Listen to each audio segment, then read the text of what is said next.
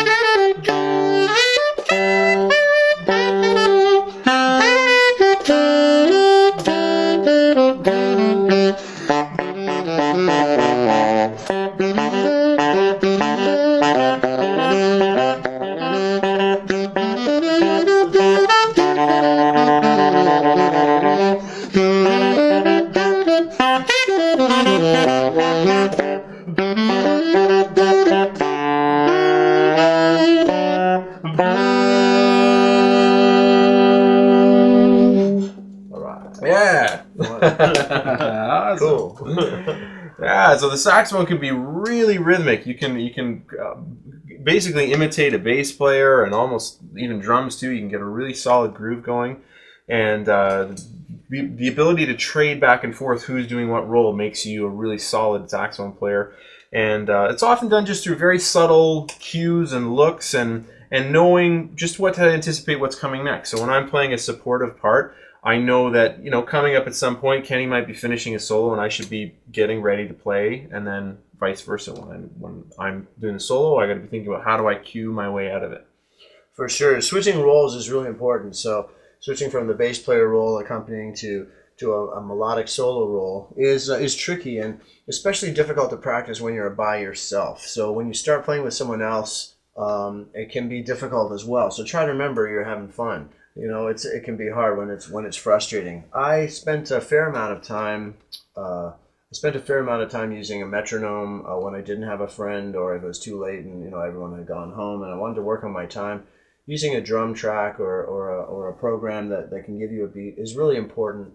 And when I would get tired of blowing and playing and I needed to break, I'd let the groove keep going and I would practice counting the beats to myself, which again makes you a really solid player. Also, when you're listening along to tracks, to be able to call out the letters of the chords is really critical.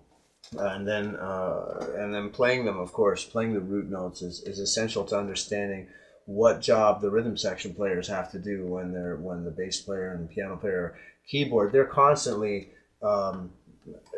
in that role of having the job of laying out the chords. So that's something that as saxophone players we really need to be responsible for too, so that we're not just only wailing on one note, which sounds great, of course. It's one of the things that we do best. We just hold one note and all the chords and grooves keep changing, percolating underneath us. But it's also good to be able to get through some arpeggios and stuff and create some excitement with your solo, and that'll take the band to another level.